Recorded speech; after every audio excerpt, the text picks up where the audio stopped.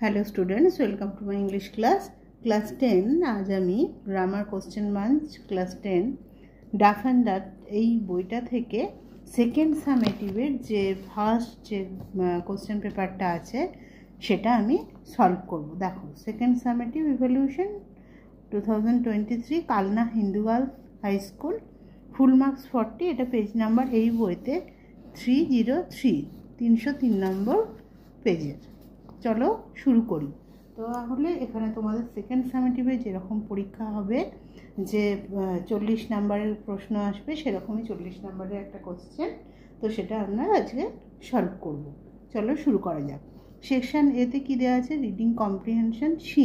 শিন মানে তোমাদের পাঠ্য বইয়ের একটা গল্পের একটা অংশ তুলে দেওয়া হয়েছে, সেখান থেকে কিছু প্রশ্ন দেওয়া আছে, সেগুলো আমরা প্রথমে দেখে নিই। চলো শুরু করা যাক।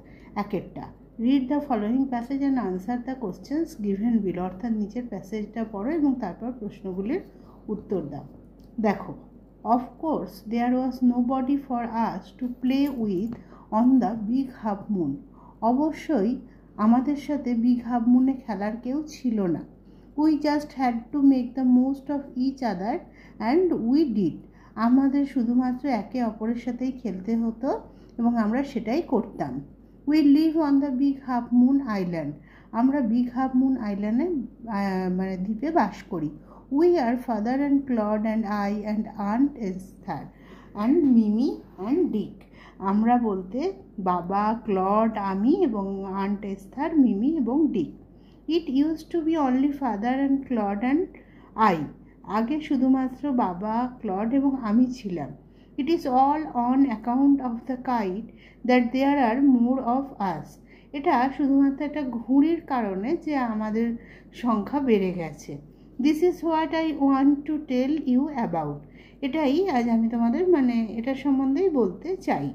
Father is the keeper of the Big Half Moon Lighthouse. বাবা হলো বিগ হাফ মুন লাইট হাউসের কিপার, মানে যে দেখাশোনা করে। I am 11 years old. আমার বয়স 11 বছর। Claude is 12. ক্লডের বয়স 12.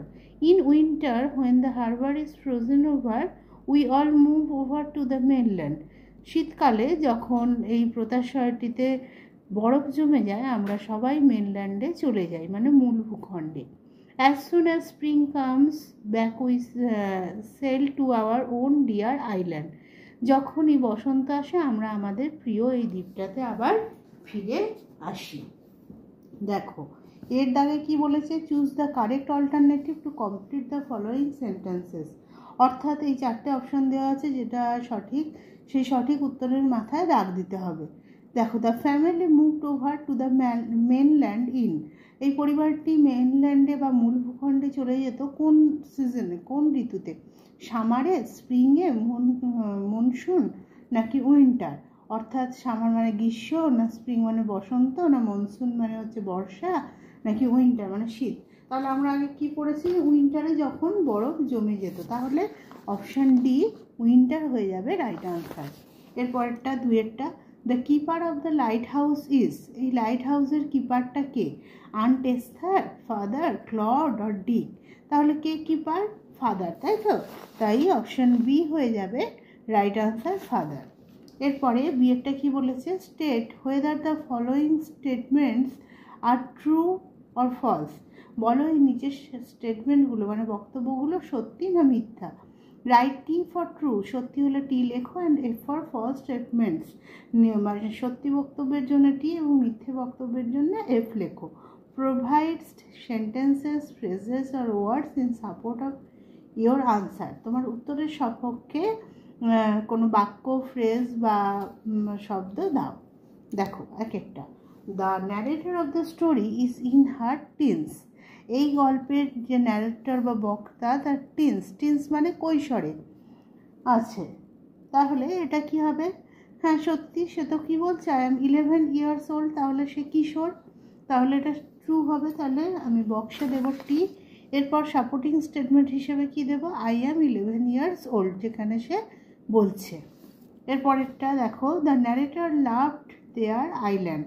বক্তা তাদের আইল্যান্ড মানে দ্বীপকে ভালোবাসতেন।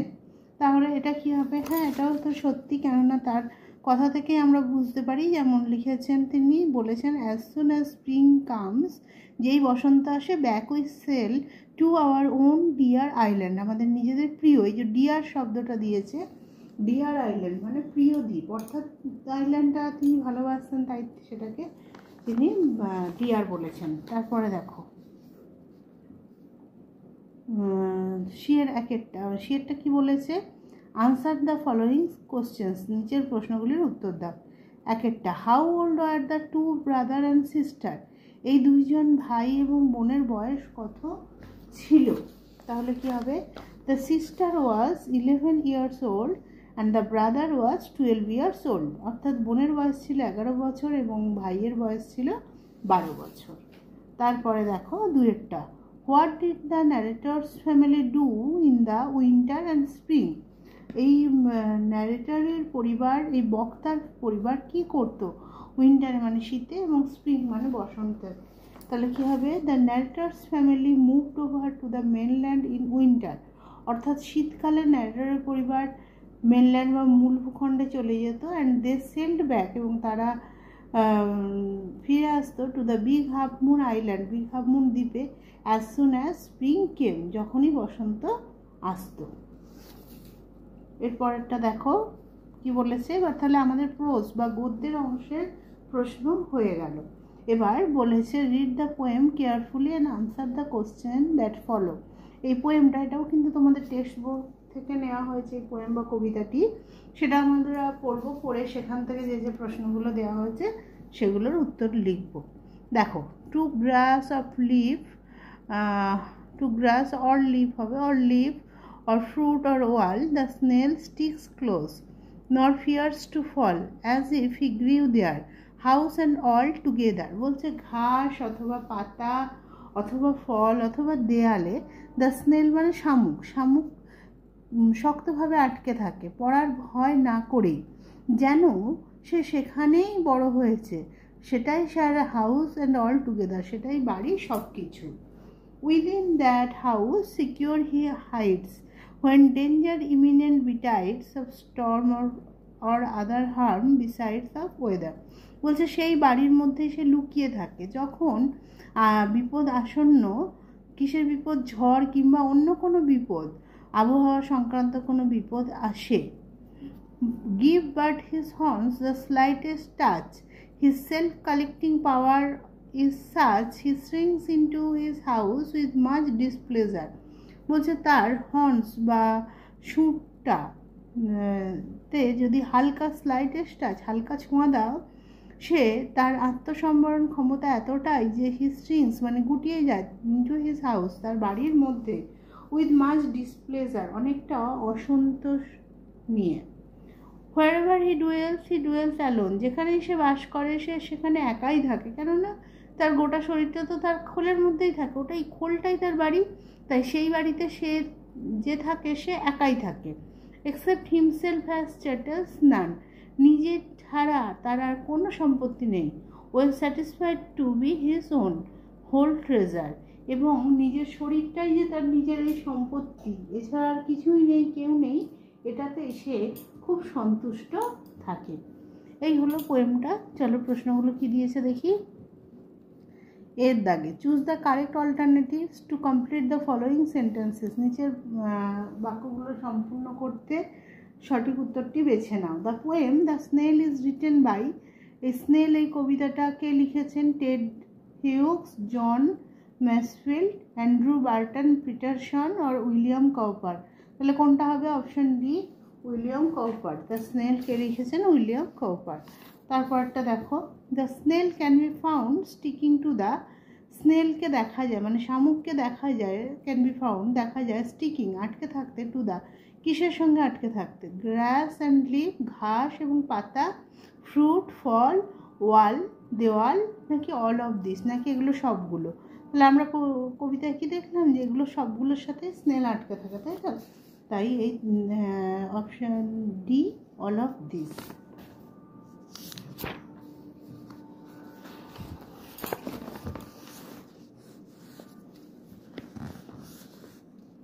দেখো তিনেরটা, in its house the snail lives with, এর বাড়িতে শামুকটা কার সঙ্গে থাকে? পেরেন্টস, বাবা মা, ফ্রেন্ডস, বন্ধু, রিলেটিভস, আত্মীয় স্বজন, নো ওয়ান, কেউ কারোর সাথেই না। তাহলে অপশান ডি, নো ওয়ান। তার ওই বাড়ি মানে তার খোলসটা, সেখানে তো সে একাই থাকে, তার শুধু শরীরটাই থাকে, ছাড়া আর কিছু থাকে না।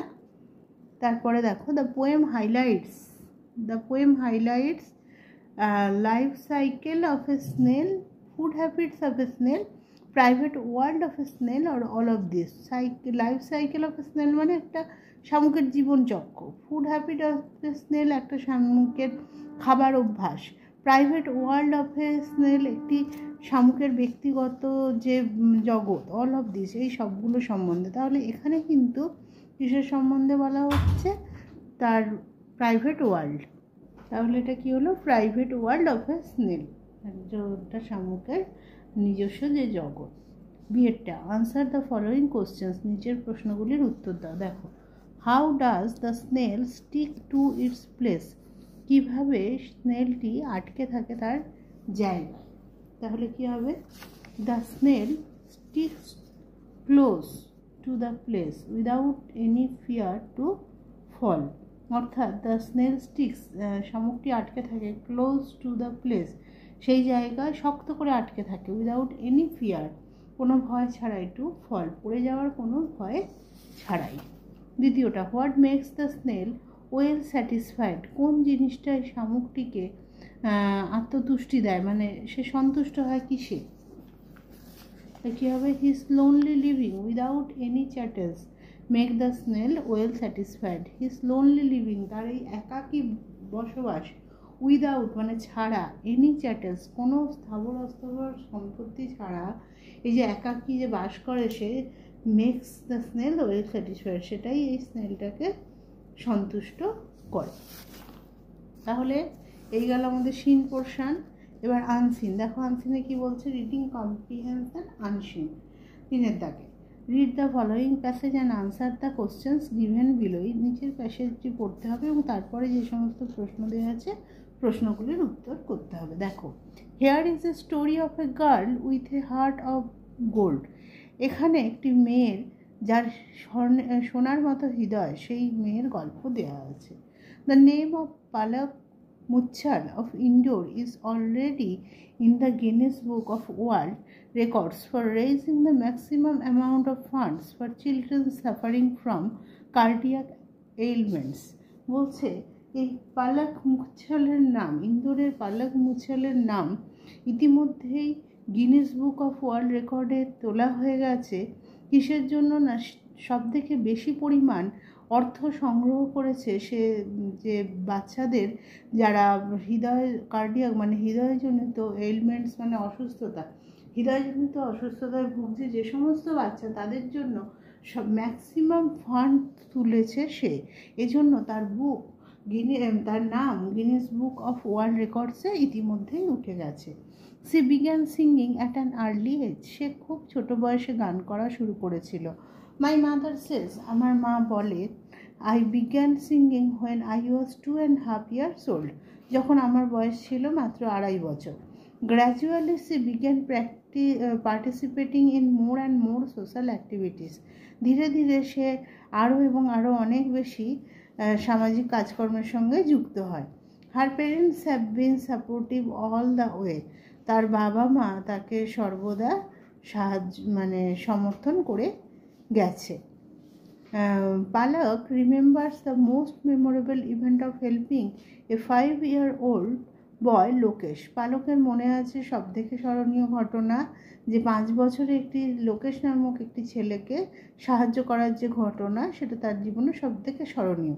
হি had a hole in his heart, তার হৃদয়ে একটি ফুটো ছিল। When I was requested to raise funds through my performances, যখন আমাকে অনুরোধ করা হয়েছিল আমার পারফরমেন্সের সাহায্যে তার জন্য অর্থ সংগ্রহ করতে, আই রেডিলি অ্যাগ্রিড, আমি তৎক্ষণাৎ রাজি হয়ে গিয়েছিলাম। The show brought a substantial amount, এই শো থেকে অনেক বেশি অর্থ সংগৃহীত হয়েছিল। But doctor Devi Shetty saw the news on television, কিন্তু ডক্টর ডেভি শেট্টি, যিনি একজন খ্যাতনামা চিকিৎসক, তিনি এই প্রোগ্রামটা টেলিভিশনে দেখেছিলেন and he offered free assistance, এবং তিনি বিনামূল্যে সাহায্যের হাত বাড়িয়ে দিয়েছিলেন। দেখো পরের para, soon several children with heart problem drew Palak's attention, imploring her to stand by them too, and it never fell flat on her. যে শুন শীঘ্রই সেভারাল চিলড্রেন, অনেক বাচ্চা উইথ হার্ট প্রবলেম, যাদের হৃদয়ে মানে হৃদযন্ত্রের সমস্যা আছে, ড্রিউ পালাকস অ্যাটেনশন, পালকের দৃষ্টি আকর্ষণ করে, ইমপ্লোরিং মানে স্বনির্বন্ধ অনুরোধ করা, হার তাকে বিশেষভাবে অনুরোধ করে, স্ট্যান্ড বাই দেম তাদের পাশেও দাঁড়াতে, স্ট্যান্ড বাই দেম টু মানে তাদের পাশেও দাঁড়াতে, and it never fail flat on her, এবং তাদের প্রত্যাশা কখনো বৃথা যায় না। Even today she continues paying need to such distressed children earnestly and singing for them. এমনকি আজও সে কন্টিনিউস পেইং মানে দিয়ে যাচ্ছে এই ধরনের যারা নিপীড়িত যে বাচ্চা তাদের উদ্দেশ্যে ভীষণভাবে, এবং তাদের জন্য গান করে যাচ্ছে। But Palak is never away from books, কিন্তু সে কখনোই বইয়ের থেকে দূরে থাকেনি। I score quite well in class, আমি ক্লাসে ভালো ফল করি, and often find a rank, কখনো কখনো র্যাঙ্কও করি, সে বলেছে। Her favourite subject is mathematics and her dream is to become a playback singer to help more people who are needy. বলছে তার প্রিয় সাবজেক্ট হলো অঙ্ক, এবং তার স্বপ্ন হলো একজন প্লেব্যাক সিঙ্গার হওয়ার, যাতে করে আরও অনেক বেশি মানে যারাদের দরকার আছে তাদেরকে সাহায্য করা যায়। এবার দেখো এর দাগে কি বলা হয়েছে, choose the correct alternatives to complete the following sentences, নিচের বাক্যগুলো পূরণ করতে সঠিক উত্তরটি বেছে নাও। একটা, পালক স্টার্টেড সিঙ্গিং হোয়েন সি ওয়াজ, যখন তার বয়স ছিল কত, সে গান করা শুরু করেছিল যখন তার বয়স ছিল। A girl of 5 years old, 5 বছরের একটি মেয়ে। এ টিনেজার, একজন কিশোরী। বিলো 3 years of age, 3 বছরের নিচে বয়স। আর yet to be 2.5 years old, মানে তখনও 2.5 বছর হয়নি। কিন্তু এই অপশানটা হবে না এখানে, কেননা 2.5 বছর বলে দিয়েছে, তাই তো, 1/2 and 2 years old, তাই option C below 3 years of age, অর্থাৎ 3 বছরের নিচে। আর ডিএতে বলা হয়েছে তখনও 2.5 হয়নি, কিন্তু সে 2.5 বছর থেকে গান শুরু করেছে, তাই option C below 3 years of age। দ্বিতীয়টা দেখো, Palak sings to raise funds for, Palak গান করে ত্রাণ সংগ্রহের জন্য, কাদের জন্য, children who are very poor, সেই সমস্ত বাচ্চা যারা খুব গরিব। Children who can not live a healthy life, সেই সমস্ত বাচ্চা যারা স্বাস্থ্যকর জীবনযাপন করতে পারে না। সেটা children who are suffering from heart problems, সেই সমস্ত বাচ্চা যারা হৃদযন্ত্রের সমস্যা নিয়ে ভুগছে তাদের জন্য। আর D, children suffering from kidney problems, যারা কিডনির সমস্যায় ভুগছে তাদের জন্য। তাহলে কী হয়ে যাবে, option C children who are suffering from heart problems, যারা হৃদযন্ত্রের সমস্যা নিয়ে ভুগছে। 3 নম্বর, পালকস পেরেন্টস এনকারেজ হার, পালকের বাবা মা তাকে উৎসাহ দেন কিসের জন্য, ইন হার সোশ্যাল অ্যাক্টিভিটিস, তার সামাজিক কাজকর্ম, in her interest in music, তার যে সঙ্গীতে আগ্রহ সে বিষয়ে। 3 নম্বর, in raising funds for the distressed people, নিপীড়িত বা দুঃখী মানুষের জন্য ফান্ড তোলার জন্য। D to sing before a large audience, অনেক দর্শকের সামনে গান গাওয়ার জন্য। তাহলে কিসের জন্য তার বাবা মা তাকে উৎসাহ দেয়, সামাজিক কাজকর্ম করার জন্য, ইন হার সোশ্যাল অ্যাক্টিভিটিস, তাই 3এরটা হয়ে যাবে option A, in her social activities. এরপরে দেখো 4টা, when several children with heart problems drew Palak's notice, যখন অনেক বাচ্চা যাদের হৃদয়ের সমস্যা আছে, হৃদযন্ত্রের সমস্যা আছে, পালকের মনোযোগ আকর্ষণ করেছিল, দৃষ্টি আকর্ষণ করেছিল। এরটা, পালক নেভার ইগনোর দেয়ার রিকোয়েস্ট, পালক কখনোই তাদের অনুরোধ ইগনোর করেনি। সি ট্যাক্টফুলি অ্যাভয়েডেড দেম, সে কৌশলে তাদের এড়িয়ে গিয়েছিল। বিয়েরটা, দেয়ার রিকোয়েস্ট ফল অন হার, তাদের রিকোয়েস্ট মানে অনুরোধ ফল অন হার বৃথা গিয়েছিল। পালক ওয়াজ ইনডিফারেন্ট টু দেয়ার নিডস, পালক তাদের প্রয়োজন সম্পর্কে উদাসীন থেকেছিল। এটা হয়ে যাবে অপশান এ, পালক নেভার ইগনোর দেয়ার রিকোয়েস্ট, পালক কখনোই তাদের অনুরোধ উপেক্ষা করেনি। এরপরে দেখো বিয়েরটা, এটাও কি করতে হবে, ট্রি বা ফলস বলতে হবে, টি বা এফ দিতে হবে এবং সাপোর্টিং স্টেটমেন্ট তার সাথে দিতে হবে। দেখো এক একটা, Palak gets pleasure in singing for herself, Palak তার নিজের জন্য গান গেয়েই খুশি থাকে, তাহলে এটা কি হবে, এটা ফলস হবে। সে তো সবার জন্য, যাতে নিডি পিপলদের সাহায্য করতে পারে সেজন্য সে গান করতে ভালোবাসে, তাই অপশন স্টেটমেন্টটা কী হবে, her dream is to become a playback singer to help more people who are needy. এটা হতে বোঝাচ্ছে যে সে সবার জন্য গান করতে ভালোবাসে, সবাইকে যাতে সে সাহায্য করতে পারে সেজন্য, নিজের জন্য নয়। দ্বিতীয়, doctor ডেভিসেটি was impressed by পালকস love for children suffering from heart diseases. বলছে ডক্টর ডেভিসেটি মুগ্ধ হয়েছিলেন এই পালকের কাজ দেখে, যে ওই সমস্ত হৃদযন্ত্রের সমস্যা যাদের আছে সেই সমস্ত বাচ্চাদের জন্য পালকের ভালোবাসা দেখে। তাহলে এটা কি হবে, টি হবে। টু হবে কেননা হ্যাঁ, তাই তিনি কি করেছিলেন, সাহায্যের হাত বাড়িয়ে দিয়েছিলেন। দেখো, but doctor ডেভিসেটি saw the news on television and offered free assistance, তাহলে এটা হচ্ছে টু হবে প্রথমেরটা। শিয়ের দাগেরটির প্রশ্ন দেখো, আনসার দ্য ফলোইং কোশ্চেন, নিচের প্রশ্নটির উত্তর দাও। Why is Palak's name placed in the Guinness Book of World Record, কেন পালকের নাম গিনেস বুক অফ ওয়ার্ল্ড রেকর্ডে স্থান পেয়েছে।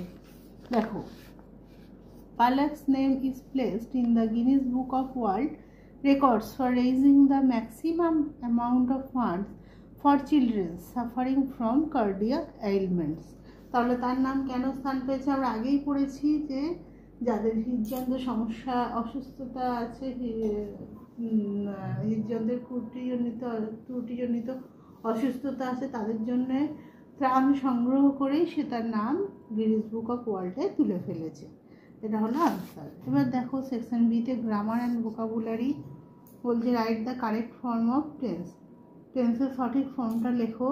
এক একটা, বিদিশা ব্র্যাকেটে আছে সিট বিহাইন্ড দ্য ডোর, দরজার পিছনে বসেছিল। When we are looking for হার, আমরা যখন তার খোঁজ করছিলাম, তাহলে আমরা কাজটা করছিলাম। হোয়েন উই আর লুকিং আমরা করছিলাম, তখন পাস্ট কন্টিনিউয়াস, কিন্তু সে তখন সেখানে বসে ছিল, তাই এটা হবে পাস্ট ইনডিফিনাইট। তাহলে কি হবে, স্যাট হবে, সিটের পাস্ট টেন্স হিসেবে স্যাট। তাহলে Bidisha sat behind the door when we are looking for হার।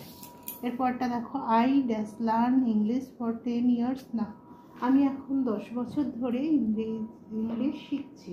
তাহলে 10 বছর আগে কাজটা শুরু হয়েছিল, এখনও চলছে এবং ভবিষ্যতে চলতে থাকবে, এরকম বোঝালে প্রেজেন্ট পারফেক্ট কন্টিনিউয়াস টেন্স, তার সূত্র হচ্ছে হ্যাভ বা হ্যাজ বিন মেন ভার্বের সাথে আইএনজি যোগ। তাহলে এটা কি হবে, আই এর সাথে হ্যাভ হবে, I have been learning English for 10 years নাও। এরপরটা দেখো, 5 combine the following pairs of sentences into a single sentences as directed, অর্থাৎ দুটি করে সেন্টেন্স দেওয়া আছে, তাদেরকে একসাথে করতে হবে, একটা সেন্টেন্স করতে হবে যেমন নির্দেশ দেওয়া আছে, যেভাবে জুড়বে। দেখো এক একটা, I did not know what to do, আমি জানতাম না কি করতে হবে। আই কল দ্য পুলিশ, আমি পুলিশকে ডাকলাম। ইউজ পার্টিসিপল, এখানে পার্টিসিপল ইউজ করে সেন্টেন্সটা জোড়ো। তাহলে কি হবে, এটা না জেনে কি করতে হবে, না জেনে আমি পুলিশকে ডাকলাম, তাহলে কি হবে answer, not knowing what to do, comma I called the police. দ্বিতীয়টা, I could not attend classes today, আজ আমি ক্লাস অ্যাটেন্ড করতে পারিনি। I am suffering from a headache, আমি মাথার যন্ত্রণায় ভুগছি। ইউজ ইলেটিভ কনজাংশন, এটা ইলেটিভ কনজাংশন মানে অ্যাজ, বিকজ ইত্যাদি দিয়ে জয়েন করতে হবে। তাহলে কি হবে, I could not attend classes today, comma as I am suffering from a headache, আমি ক্লাস জয়েন করতে পারিনি যেহেতু, অ্যাজ মানে যেহেতু, I am suffering from a headache, যেহেতু আমি মাথার যন্ত্রণায় ভুগছি। 3 নম্বর, could we depend on our guide, আমরা কি আমাদের গাইডের ওপর নির্ভর করতে পারি।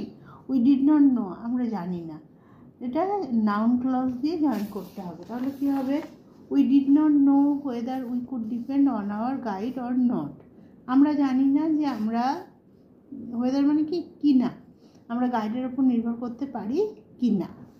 অর নটটা দিতেও পারো বা নাও দিতে পারো, শুধুমাত্র গাইড পর্যন্ত দিলেই হবে। 4টা, ইট মে রেন, বৃষ্টি হতে পারে, then the match will be cancelled, তখন ম্যাচ পরিত্যক্ত হবে। Use adverbial clause, adverbial clause দিয়ে জয়েন করতে হবে। তাহলে কী হবে, ইফ ইট রেন্স, যদি বৃষ্টি হয়, comma, the match will be cancelled, match পরিত্যক্ত হবে। এরপরে দেখো বিয়েরটা, replace the underline verb with a phrasal verb that expresses the same idea, there are extra phrasal verbs, অর্থাৎ ফ্রেজাল ভার্ব এই লিস্টটা দেওয়া আছে, এটার বদলে লিখতে হবে। আন্ডারস্ট্যান্ড মানে বুঝতে পারা, তাহলে কি হবে, মেক আউট, তাহলে এখানে কি লিখবে, মেক আউট।